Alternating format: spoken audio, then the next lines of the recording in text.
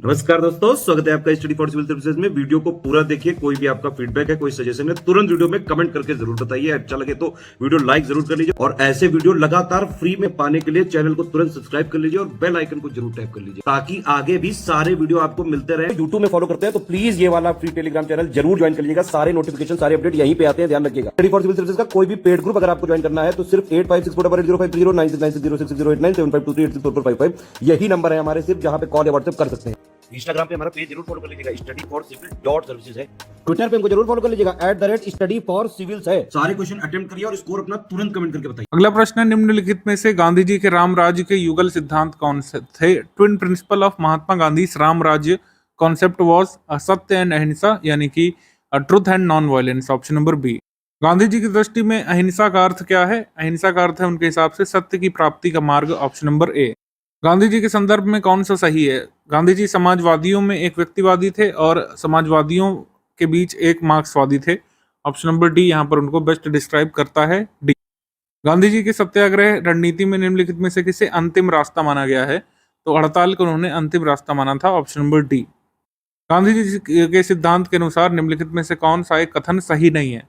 सत्याग्रही का शस्त्र अहिंसा है, ये सही है। गांधी जी ने कहा था कि सत्याग्रही का शस्त्र अहिंसा है। सत्याग्रही को अपने संकल्प पर दृढ़ विश्वास होना चाहिए और विरोधियों के प्रति द्वेष भाव नहीं रखना चाहिए। यह भी सत्याग्रह का एक भाग है। लेकिन सत्याग्रह का उद्देश्य शत्रु को पराजित करना नहीं है। ठीक है, शत्रु को पराजित करना उद्देश्य नहीं है। शत्रु के जो गलत इरादे हैं उनको पराजित करना उद्देश्य है सत्याग्रह का। ऑप्शन नंबर ए। दक्षिण अफ्रीका के किस रेलवे स्टेशन पर गांधी जी को ट्रेन से फेंका गया था? पीटर मॉरिट्सबर्ग से। Option number B. एम के गांधी या महात्मा गांधी ने निम्नलिखित में से भारतीय राष्ट्रीय कांग्रेस के किस अधिवेशन में सर्वप्रथम भाग लिया था? तो कोलकाता अधिवेशन में सर्वप्रथम उन्होंने भाग लिया था। Option number B. Gandhi ji ने सेवा धर्म कहाँ अपनाया था? तो सेवा धर्म को अडॉप्ट किया था उन्होंने साउथ अफ्रीका में। Option number C. Mahatma Gandhi के राजनैतिक गुरु कौन थे? ये थे Gopal Krishna Gokhale. Option number D. Mahatma Gandhi के अनुसार राजनीति का तात्पर्य क्या था? जन कल्याण के लिए सक्रियता, यही राजनीति उनके लिए थी। Activity of public welfare. Gandhi ji ने राजनीति का जो प्रतिमान प्रस्तुत किया है, निम्न में से क्या विशेषता नहीं है? नैतिकता, धर्म, मानवता, इन सब के लिए गांधी जी जाने जाएंगे। सत्ता की लालसा या फिर सत्ता में रहने के लिए नहीं जाने जाएंगे। Option number D. निम्नलिखित में से किसने सत्याग्रह शब्द को गढ़ा था? तो no other than Mahatma Gandhi. Option number B. Mohandas Karamchand Gandhi या फिर मोहनदास गांधी सर्वप्रथम मतलब सर्वाधिक किसके लिए जाने जाते हैं? भारतीय स्वतंत्रता को प्राप्त करने के लिए, निष्क्रिय विरोध करने के लिए, passive resistance to achieve Indian independence. Option number A. निम्नलिखित में से किसका कथन था? विदेशी वस्त्रों की बर्बादी उसके साथ सर्वोत्तम व्यवहार है। ठीक है, destruction is the best method of dealing with foreign clothes. तो इसका आंसर है Mahatma Gandhi. Option number B. और कपड़े को जलाने का विद्रोह किसने किया था या फिर विरोध किसने किया था? रविन्द्रनाथ टैगोर ने। ऑप्शन नंबर ए। अगर इसमें ये पूछते कि विदेशी वस्त्रों को जलाने के लिए मना किसने किया था, तो रविन्द्रनाथ टैगोर। ब्रिटिश निर्मित उत्पादों का गांधी का बहिष्कार प्रभावी हुआ क्योंकि ब्रिटेन भारत को क्या समझता था? निर्मित वस्तुओं का बाजार समझता था। यहाँ से वो रॉ मटेरियल्स ले जाते थे और वहाँ के फिनिश्ड गुड्स यहाँ पर आकर डंप करते थे। तो ऑप्शन नंबर सी यहाँ पर सही है। निम्न में से महात्मा गांधी का भारत का पहला सत्याग्रह कौन सा था? चंपारण सत्याग्रह। Option number C. Mahatma Gandhi के बारे में क्या सही है? शिक्षा, राजकोट में प्राप्त हुई प्रारंभिक शिक्षा। कस्तूरबा के साथ उनका विवाह 13 वर्ष की आयु में हुआ। सही। विधि का अध्ययन उन्होंने द इनर टेम्पल लंदन में किया था। ठीक है। और रस्किन की पुस्तक अनटू द लास्ट से सर्वाधिक प्रभावित हुए थे। जॉन रस्किन की जो किताब है अनटू द लास्ट, उससे काफी प्रभावित हुए थे गांधी जी। तो इस तरीके से आंसर हो जाएगा डी। यहाँ पर सही है। 1 2 3 4 सभी कथन सही है। गांधीवादी विचारधारा किनसे प्रभावित रही है? रस्किन से, थॉरो से और टॉल्स्टॉय से। तो आंसर यहाँ पर सही हो जाएगा डी, उपर्युक्त सभी से। निम्नलिखित में से किस आंदोलन से गांधी जी संबंधित नहीं थे? स्वदेशी से संबंधित नहीं थे। बाकी सभी में उनका कुछ ना कुछ यहाँ पे योगदान रहा है। Option number A. निम्नलिखित सत्याग्रहों में से किसका नेतृत्व महात्मा गांधी जी ने नहीं किया था? बारदौली सत्याग्रह, इसको लीड किया था वल्लभ भाई पटेल ने। तो आंसर हो जाएगा यहाँ पर सी। निम्नलिखित कथनों में के संदर्भ में गांधी जी के बारे में क्या यहाँ पर सही है? सविनय अवज्ञा आंदोलन शुरू किया था, असहयोग आंदोलन शुरू किया था, जाति विहीन अछूतों की दशा में सुधार के लिए कठोर संघर्ष भी किया उन्होंने। सही। आंसर हो जाएगा यहाँ पर डी। महात्मा गांधी को सर्वप्रथम राष्ट्रपिता किसने कहा था? सुभाष चंद्र बोस ने। Option number D. Gandhi ji के नाम पहले महात्मा जोड़ा गया था चंपारण सत्याग्रह के दौरान? Option number A. निम्नलिखित में से किसने महात्मा गांधी को सर्वप्रथम महात्मा के तौर पर संबोधित किया था? रविन्द्रनाथ टैगोर ने। Option number C. निम्नलिखित में से किस कारागार को गांधी जी ने मंदिर का नाम दिया था? यरवड़ा जेल को। Option number B. Gandhi ji को किस वन मैन बाउंड्री फोर्स कहकर किसने संबोधित किया था? लॉर्ड माउंटबेटन ने। Option number C. निम्न में से किसने महात्मा गांधी को आदेशित किया था कि वह भारत में प्रथम वर्ष खुले कान लेकिन मुंह बंद कर व्यतीत करें? उनके राजनीतिक गुरु ने। गोपाल कृष्ण गोखले ने। Option number D. एक वर्ष तक देश में पर्यवेक्षक और विद्यार्थी के रूप में रहने की सलाह किसने दी थी? गांधी जी के गुरु ने। गोपाल कृष्ण गोखले ने। Option number C. निम्नलिखित में से कौन कहा करते थे गलत साधन हमें किसी भी सही उद्देश्य तक नहीं ले जा सकते? Wrong means can never take us to right ends Mahatma Gandhi का कथन था। Option number B. निम्नलिखित में से कौन इस सिद्धांत के प्रबल समर्थक थे कि जो नैतिक दृष्टिकोण से गलत है वह राजनीतिक दृष्टिकोण से कभी भी सही नहीं हो सकता? ये दृष्टिकोण था महात्मा गांधी का। Option number C. Gandhi ji का पहला सत्याग्रह किसके विरुद्ध था? गांधी जी का पहला सत्याग्रह था रॉलेट एक्ट के विरुद्ध। Option number D. यदि चंपारण आपको ऑप्शन में ना दिखाई दे तो आपको रॉलेट सत्याग्रह या फिर रॉलेट एक्ट के विरुद्ध जो उन्होंने किया था सबसे पहले वही माना जाएगा, चंपारण नहीं माना जाएगा। अदरवाइज चंपारण ऑप्शन में दिया है तो आप चंपारण को पहला सत्याग्रह मान सकते हैं। निम्न में से किस आंदोलन में महात्मा गांधी ने पहली बार भूख हड़ताल यानी हंगर स्ट्राइक का प्रयोग हथियार के रूप में किया था? ये किया था अहमदाबाद मिल की हड़ताल के दौरान। Option number C. Mahatma Gandhi ने अपना पहला जन भाषण कहाँ दिया था या फिर उनका पहला पब्लिक अपीयरेंस हम लोग कह सकते हैं भारत में कहाँ था? बीएचयू की सेरेमनी में। ठीक है, बीएचयू का इनॉग्रेशन हो रहा था बनारस हिंदू यूनिवर्सिटी का, वहां पर उन्होंने पहली पब्लिक स्पीच दी थी। Option number D. निम्नलिखित में से महात्मा गांधी का कौन सा संघर्ष औद्योगिक श्रमिकों से संबंधित था? Ahmedabad mill strike. Option number B. Ahmedabad mill strike किसके लिए थी? सूती मिल कामगारों के वेतन के संबंध में। Option number B. सूती मिल कामगारों के लिए किया गया था अहमदाबाद मिल सत्याग्रह या अहमदाबाद मिल हड़ताल। गांधी जी के ट्रस्टीशिप के सिद्धांत के प्रतिपादन के संबंध में कौन सा एक सही है? तो दक्षिण अफ्रीका 1903 उन्होंने जो है ट्रस्टीशिप का सिद्धांत यहाँ पर दिया था या फिर उसका एक एग्जाम्पल दिया था। Option number A. निम्नलिखित में से कौन सा एक सही नहीं है? अहिंसा पर के आधार पर वह अर्थव्यवस्था पर बल देते थे, अहिंसा पर आधारित अर्थव्यवस्था पर बल देते थे। केंद्रीकरण शोषण और असमानता को जन्म देता है उनका मानना था, और अहिंसक सामाजिक संरचना केंद्रीकरण विरोधी है, तो ये उनका मानना था। भारत मशीनीकरण के पक्षधर नहीं थे। सही है, वह यूएसए में मशीनीकरण के पक्षधर नहीं थे, ये वाला रॉन्ग है। Option number D. Mahatma Gandhi के अनुसार अस्पृश्यों को का सामाजिक आर्थिक सुधार संपन्न किया जा सकता है, उनके लिए कुटीर उद्योग स्थापित करके किया जा सकता है। Option number D. Gandhian innovation का मतलब क्या है? गांधीयन इनोवेशन का तात्पर्य है घरेलू अर्थव्यवस्था में अधिक उत्पादन करने से। ठीक है, उन्होंने कहा था कि डोमेस्टिक तौर पर हमको अपना उत्पादन बढ़ाना होगा। ऑप्शन नंबर बी यहाँ पर सही है। 3 कठिया प्रथा किससे संबंधित है? 3/20 भूभाग पर नील की खेती करना। ये चंपारण में 3 कठिया रूल था कि कितना भी आपके पास बाग हो मतलब वो जगह हो, मान लीजिए 1 बीघा है तो उसमें 3 कट्ठे पर, मतलब 1 बीघा अगर हम 20 मान लें तो उसमें जो 3 कट्ठा हिस्सा है उस पर नील की खेती करना अनिवार्य बना दिया था वहां के प्लांटर्स ने। तो ये था 3 कठिया प्रणाली। Option number A. Gandhi ji का चंपारण आंदोलन नील कर्मियों की समस्या का समाधान करने हेतु था, नील कृषकों के लिए था। Option number D. 3 कठिया कानून निम्नलिखित में से किसकी खेती से संबंधित है? चंपारण में नील की खेती से। ऑप्शन नंबर सी। चंपारण संघर्ष में निम्नलिखित में से किन्होंने महात्मा गांधी का साथ दिया था? तो इसका आंसर हो जाएगा राजेंद्र प्रसाद और Anugrah Narayan Sinha. Option number C. वैसे तो और भी लोग थे, रामनवमी प्रसाद वगैरह, लेकिन वो सब बिहार पीसीएस के लिए ज्यादा जरूरी है, चंपारण स्पेसिफिकली यूपी पीसीएस के लिए इतना सफिशियंट है। गांधी जी के सत्याग्रह से संबंधित कौन है? राजकुमार शुक्ला ही थे जिन्होंने लखनऊ अधिवेशन में गांधी जी से मिलकर के चंपारण के किसानों की व्यथा बताई थी। Option number D. दक्षिण अफ्रीका से लौटने के पश्चात गांधी जी ने प्रथम सफल सत्याग्रह आरंभ कहाँ किया था?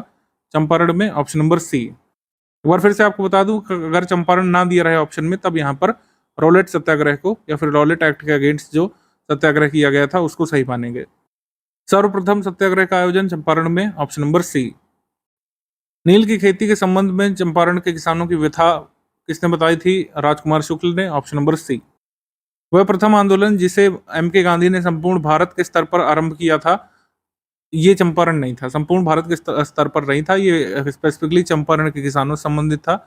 ये यहाँ पे सही नहीं है। ये किसानों से जुड़ा आंदोलन था, सही। 3 कठिया प्रथा के विरोध में था। राजेंद्र प्रसाद, जेबी कृपलानी, रामनवमी प्रसाद, अनुग्रह नारायण सिन्हा, इन सबने सहयोग दिया था गांधी जी को, ये सही है। महात्मा गांधी के चंपारण सत्याग्रह का विरोध किसने किया था? तो इसका आंसर हो जाएगा एनजी रंगा, ऑप्शन नंबर बी। ये बड़ा आइकॉनिक क्वेश्चन है, ये कहीं बुक्स में गिवन नहीं होता है, तो इसको ध्यान रखिएगा, ऑप्शन नंबर बी। वह प्रदेश कौन सा था जहां बाबा रामचंद्र ने किसानों को संगठित किया था? बाबा रामचंद्र ने अवध एरिया में किसानों को संगठित करने काम किया था, ऑप्शन नंबर ए। सहजानंद सरस्वती, ये बिहार से संबंधित है। खुदाई खिदमतदार नॉर्थ वेस्टर्न फ्रंटियर प्रोविंस में जो है आए थे ये। स्वामी रामानंद हैदराबाद से, और अब्दुल हमीद खान ये संबंधित हैं दक्षिण असम से। तो आंसर यहाँ पर सही हो जाएगा बी। बी यहाँ पे सही है। निम्नलिखित में से किस एक कांग्रेसी नेता ने प्रथम अखिल भारतीय किसान सभा में भाग लिया था? फर्स्ट ऑल इंडिया किसान सभा में भाग लिया था जवाहरलाल नेहरू ने, ऑप्शन नंबर ए।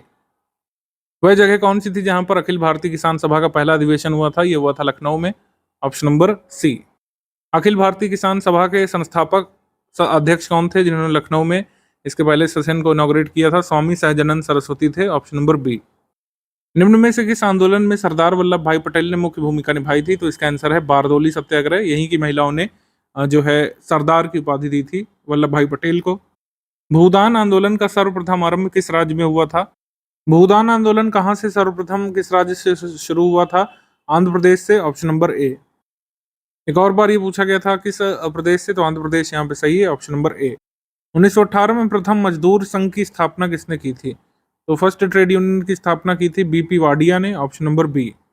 अखिल भारतीय ट्रेड यूनियन कांग्रेस की 1920 में बंबई में हुए प्रथम अधिवेशन की अध्यक्षता किसने की थी? लाला लाजपत राय ने, option number C.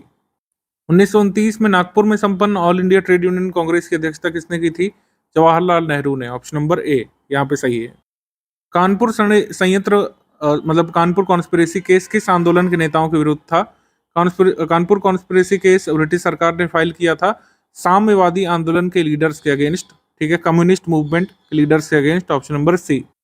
Somendra Nath Tagore द्वारा स्थापित दल का नाम क्या था? तो revolutionary communist party Somendra Nath Tagore की पार्टी थी। क्रांतिकारी साम्यवादी party, option number B. Rowlatt act Bharat में लागू किया गया था सन 1919 में, option number B. Rowlatt act किस वाइसरॉय के काल में पारित हुआ था? तो इसका आंसर है Lord Chelmsford, option number C, Lord Chelmsford. Rowlatt Act के विरोध में किसने लगान न देने का आंदोलन चलाने का सुझाव दिया था? स्वामी श्रद्धानंद ने, option number D, Swami Shraddhanand. कौन सी महत्वपूर्ण घटना जलियांवाला बाग नरसंहार के तुरंत पूर्व घटी थी? ये था रॉलेट एक्ट का पारित किया जाना, ऑप्शन नंबर बी। काफी संख्या में लोग अमृतसर में जलियांवाला बाग में 13 अप्रैल 1919 में एकत्रित हुए थे। किसकी गिरफ्तारी के विरोध में? डॉक्टर सैफुद्दीन किचलू और डॉक्टर सत्यपाल की गिरफ्तारी के विरोध में, ऑप्शन नंबर डी। 30 अप्रैल 1919 को अपना अलंकरण भारत सरकार को लौटाने वाले व्यक्ति कौन थे? नाइटहुड, ये थे Rabindranath Tagore, option number D. Jallianwala Bagh कांड के बाद उन्होंने अपना नाइटहुड जो ब्रिटिश सरकार ने दिया था उसे लौटा दिया था। रविन्द्रनाथ टैगोर को गीतांजलि के लिए नोबेल पुरस्कार दिया गया था, ऑप्शन नंबर ए, 1913 में। रविन्द्रनाथ टैगोर ने अपनी नाइटहुड की उपाधि का परित्याग किसके विरोध में किया था? जलियांवाला बाग नरसंहार के विरोध में, ऑप्शन नंबर बी यहाँ पे सही है, बी। जलियांवाला बाग हत्याकांड के विरोध में वाइसरॉय की कार्यकारिणी परिषद से सदस्यता से इस्तीफा किसने दिया था? शंकर नायर ने, option number C, Shankar Nair ने। निम्नलिखित में से किसके द्वारा जलियांवाला बाग कांड के विरोध में सर की उपाधि त्याग दी गई थी? तो महात्मा गांधी यहाँ पे नहीं सही होगा, ठीक है, रविन्द्रनाथ टैगोर ही सही है। रविन्द्रनाथ टैगोर को नाइटहुड और सर की उपाधि जो ब्रिटिश सरकार ने दी हुई थी जलियांवाला बाग कांड के विरोध में उन्होंने त्याग दिया था इसको, ऑप्शन नंबर सी। अब घटनाओं को सही कालक्रम में लगाना है। तो सबसे पहले डॉक्टर सत्यपाल सैफुद्दीन किचलू को बंदी बनाया गया था एक। फिर इसके बाद क्या होता है? जलियांवाला बाग नरसंहार होता है वहां पर, उसके विरोध में जो लोग आते हैं विरोध करने, प्रोटेस्ट करने। और फिर 1919 का अमृतसर का कांग्रेस अधिवेशन बाद में होता है। तो आंसर सही हो जाएगा इसमें ए, 213। ये सभी एक ही साल में 1919 में हुई घटनाएं हैं, लेकिन आपको कई बार इसमें याद रखना होता है माहवार भी। जलियांवाला बाग हत्याकांड के लिए जिम्मेदार ओडायर को किसने मारा था? उधम सिंह ने, ऑप्शन नंबर सी। जलियांवाला बाग नरसंहार पर कांग्रेसी जांच समिति की रिपोर्ट के लिखने का कार्य किसे सौंपा गया था? The drafting task of Congress inquiry committee was given to Mahatma Gandhi, ठीक है, option number B. Jallianwala Bagh नरसंहार पर कांग्रेस जांच समिति की रिपोर्ट का प्रारूप लिखने का कार्य सौंपा गया था महात्मा गांधी को, ऑप्शन नंबर बी। 1919 में जघन्य जलियांवाला बाग कांड के समय भारत का वायसरॉय कौन था? लॉर्ड चेम्सफोर्ड था, ऑप्शन नंबर ए। जलियांवाला बाग नरसंहार को मोन्टैग ने एक प्रिवेंटिव मर्डर कहा था, ठीक है, यानी कि एक निवारक हत्या का नाम दिया था उन्होंने। ये था जलियांवाला बाग नरसंहार, ऑप्शन नंबर बी। इसमें उल्टा पूछ सकते हैं कि जलियांवाला बाग नरसंहार को प्रिवेंटिव मर्डर किसने नाम दिया? तो मोन्टैग ने नाम दिया था, ध्यान रखिएगा। खिलाफत आंदोलन जो है किसने शुरू किया था? तो खिलाफत आंदोलन अली बंधुओं का था। वो अली बंधु थे मौलाना मोहम्मद अली और मौलाना शौकत अली। आंसर हो जाएगा यहाँ पर 1 और 2 ओनली। खिलाफत आंदोलन के प्रमुख नेता निम्नलिखित में से कौन थे? मौलाना मोहम्मद अली और मौलाना शौकत अली, जो कि भाई थे। इन्हें अली ब्रदर्स कहा जाता है। ए, वर्ष 1919 में अखिल भारतीय खिलाफत सम्मेलन का अध्यक्ष किसे चुना गया था? तो खिलाफत सम्मेलन के अध्यक्ष चुने गए थे महात्मा गांधी, ऑप्शन नंबर ए। निम्नलिखित में से किस एक ने खिलाफत आंदोलन के दौरान हाजी कुल मुल्क की उपाधि त्याग दी थी? ये थे Hakim Ajmal Khan, option number D. हाकी कुल मुल्क की उपाधि इन्होंने खिलाफत मूवमेंट के दौरान त्याग दी थी, डी। गांधी जी को किसने सावधान किया था कि मुस्लिम धार्मिक नेताओं और उनके अनुयायियों के कट्टरपन को प्रोत्साहित ना करें? तो सरप्राइजिंग जरूर होगा आपके लिए, लेकिन इसको जो है आंसर हो जाएगा डी। मोहम्मद अली जिन्ना ही वह व्यक्ति थे जिन्होंने खिलाफत आंदोलन को आगे ना बढ़ाने का सलाह दिया था और कांग्रेस को, महात्मा गांधी को। ये बैकफायर कर सकता है, ठीक है, ऑप्शन नंबर डी यहाँ पे सही है। निम्नलिखित में से किसने महात्मा गांधी को खिलाफत आंदोलन में भागीदारी ना लेने के लिए कहा था और उनकी भागीदारी को क्रिटिसाइज करने का काम किया था? तो ये थे Mohammad Ali Jinnah, option number D. निम्नलिखित में से खिलाफत आंदोलन का परिणाम क्या था? हिंदू मुस्लिम मतभेदों में कमी आई थी और यही महात्मा गांधी का उद्देश्य भी था, ऑप्शन नंबर ए। वह व्यक्ति जिसने 4 अप्रैल 1919 को दिल्ली की जामा मस्जिद के प्रवचन मंच से हिंदू मुस्लिम एकता पर भाषण दिया था, वह थे Swami Shraddhanand, option number D. खलीफा की पुनः स्थापना के लिए खिलाफत आंदोलन था, खलीफा को हटाने के लिए नहीं था। खलीफा को तो मतलब ब्रिटिश सरकार ने हटाया था, तो इस वजह से था। कांग्रेस में जिन्ना को हाशिए पर लाने के लिए, ऐसा कोई यहाँ पे मोटिव नहीं था खिलाफत आंदोलन का। मुसलमानों की सहानुभूति प्राप्त करना उद्देश्य था महात्मा गांधी का। तो आंसर यहाँ पे सही हो जाएगा 1 और 3 ओनली। ए, निम्नलिखित में से किस भारतीय नेता ने खिलाफत आंदोलन का समर्थन नहीं किया था? तो एक तो मोहम्मद अली जिन्ना हो गए, लेकिन और भी लोग थे, जैसे मदन मोहन मालवीय ने समर्थन नहीं किया था इसका, ऑप्शन नंबर बी। तो मोहम्मद अली जिन्ना, अगर यहाँ पे जिन्ना होता तो जिन्ना सही हो जाता, और मदन मोहन मालवीय ने भी समर्थन नहीं किया था। तो आंसर हो जाएगा यहाँ पे बी। निम्नलिखित में से किसने नागपुर के भारतीय राष्ट्रीय कांग्रेस के अधिवेशन में असहयोग के प्रस्ताव को प्रस्तावित किया था? असहयोग प्रस्ताव को जो है पुट फॉरवर्ड किया था सी आर दास ने, ऑप्शन नंबर ए। भारतीय राष्ट्रीय कांग्रेस ने असहयोग आंदोलन किस वर्ष में प्रारंभ किया था? 1920 में, option number C. Mahatma Gandhi द्वारा चलाया गया प्रथम जन आंदोलन कौन सा था? ध्यान रखिएगा, यहाँ पर सत्याग्रह की बात कर रहे हैं। प्रथम जन आंदोलन कौन था, ये बात कर रहे हैं, जिसमें पब्लिक एट लार्ज ने पार्टिसिपेट किया था। तो प्रथम जन आंदोलन था असहयोग आंदोलन, ऑप्शन नंबर ए। 1 वर्ष के भीतर स्वराज प्राप्ति का नारा गांधी जी ने किस आंदोलन के दौरान दिया था? असहयोग आंदोलन के दौरान उन्होंने कहा था कि 1 वर्ष के भीतर स्वराज प्राप्त कर लेंगे, ऑप्शन नंबर बी। निम्न में से कौन सा एक असहयोग आंदोलन के प्रारंभ करने का कारण नहीं था? नॉन कॉपरेशन मूवमेंट में सॉल्ट लॉ तो थे नहीं, है तो बात के आंदोलन में है, ठीक है, तो बी यहाँ पे नहीं है। बाकी पंजाब में अत्याचार, रॉलेट एक्ट, खिलाफत का मुद्दा था, तो उस पर असहयोग हुआ था, ऑप्शन नंबर बी नहीं है। ब्रिटिश सरकार ने महात्मा गांधी को जो उपाधि दी थी, जिसे उन्होंने असहयोग आंदोलन में वापस कर दिया था, वो कौन सी थी? कैसर ए हिंद की उपाधि, ऑप्शन नंबर बी, कैसर ए हिंद। निम्न में से किसने असहयोग आंदोलन के दौरान अपनी वकालत छोड़ दी थी? ये थे सी आर दास, Chittaranjan Das, option number D. निम्नलिखित में से किसने असहयोग आंदोलन का समर्थन किया परंतु उसके परिणाम नहीं देख सके? तो बाल गंगाधर तिलक ने समर्थन किया था इसका, लेकिन उसके परिणाम नहीं देख पाए, ऑप्शन नंबर ए। चौरी चौरा कांड की वास्तविक तिथि क्या है? वास्तविक तिथि 4 फरवरी 1922 है, जो उत्तर प्रदेश गवर्नमेंट रिकॉग्नाइज करती है। एनसीईआरटी में 5 फरवरी दिया हुआ है, जो कि एक रॉन्ग तिथि है, ठीक है, ये ध्यान रखिएगा। बी यहाँ पे एब्सोल्युटली करेक्ट है, यही आपको एग्जाम में लगाना है। चौरी चौरा किस जनपद में है? गोरखपुर में है, ऑप्शन नंबर बी। महात्मा गांधी ने असहयोग आंदोलन स्थगित कर दिया था क्योंकि चौरी चौरा में हिंसा भड़क उठी थी, ऑप्शन नंबर डी। असहयोग आंदोलन क्यों वापस लिया? चौरी चौरा में हुई हिंसा के कारण पुलिस स्टेशन जला दिया गया था, ऑप्शन नंबर सी यहाँ पर सही है। चौरी चौरा में जब घटना हुई थी तो महात्मा गांधी उस समय कहाँ थे, ये पूछ सकते हैं। तो महात्मा गांधी उस समय बारदोली में थे, ऑप्शन नंबर डी। असहयोग आंदोलन 1920 में प्रारंभ होकर के चौरी चौरा कांड के साथ समाप्त होता है, तो 1922 में समाप्त हुआ था, ऑप्शन नंबर सी। 24 फरवरी 1922 को आयोजित अखिल भारतीय कांग्रेस समिति की बैठक में असहयोग आंदोलन वापस लेने के लिए महात्मा गांधी के विरुद्ध निंदा प्रस्ताव किसने पारित किया था? सेंसर मोशन किसने मूव किया था? डॉक्टर मुंजे ने, option number D, doctor Moonje ने। घटनाओं को सही कालक्रम में आपको लगाना है। तो सबसे पहले चौरा कांड हुआ था 4 फेब को, एक्चुअली 4 फेब 1922 को चौरी चौरा कांड हो जाता है। फिर बारदौली मीट होती है, ठीक है। फरवरी 1922 में ऑल इंडिया कांग्रेस कमेटी मिलती है बारदौली में, और ये तय होता है कि अब जो है मूवमेंट कॉल ऑफ कर दिया जाएगा, ठीक है। तो बारदौली प्रस्ताव से ही असहयोग आंदोलन को स्थगित किया गया था। तो हमारा आंसर हो जाएगा इसमें 132, ऑप्शन नंबर सी। निम्नलिखित में से किसने असहयोग आंदोलन के दौरान विदेशी वस्तुओं को जलाए जाने का विरोध किया था और इसे तर्कहीन कहा था? रविन्द्रनाथ टैगोर, ऑप्शन नंबर ए। असहयोग आंदोलन के समय कौन कौन से इंस्टीट्यूट स्थापित हुए थे? तो काशी विद्यापीठ स्थापित हुई थी, गुजरात विद्यापीठ स्थापित हुई थी, जामिया मिलिया बना था। अगर आपको देखिए ये पता होता कि बीएचयू कब बना है, बीएचयू स्थापित हुआ था फेब 1916 में। और यहाँ पर कब की बात हो रही है? असहयोग आंदोलन की टाइमलाइन के बारे में बात हो रही है, जो हर हाल में 1920 के बाद ही शुरू हुआ था। तो ये तीनों इंस्टीट्यूट जो है वो बाद के हैं, बीएचयू पहले का है। तो जहाँ पर भी 4 है वो आप नहीं लेंगे, और इस तरीके से एलिमिनेशन मेथड यूज करके हमारा आंसर हो जाएगा 1 2 3। और जो इंस्टीट्यूट खुले थे उनमें शामिल है बंगाल नेशनल यूनिवर्सिटी, और एक खुली थी आपकी बिहार विद्यापीठ भी इसी समय, बिहार विद्यापीठ। असहयोग आंदोलन का मुख्य प्रतिफल क्या था? तो मुख्य प्रतिफल इसका हिंदू मुस्लिम एकता था, ऑप्शन नंबर ए।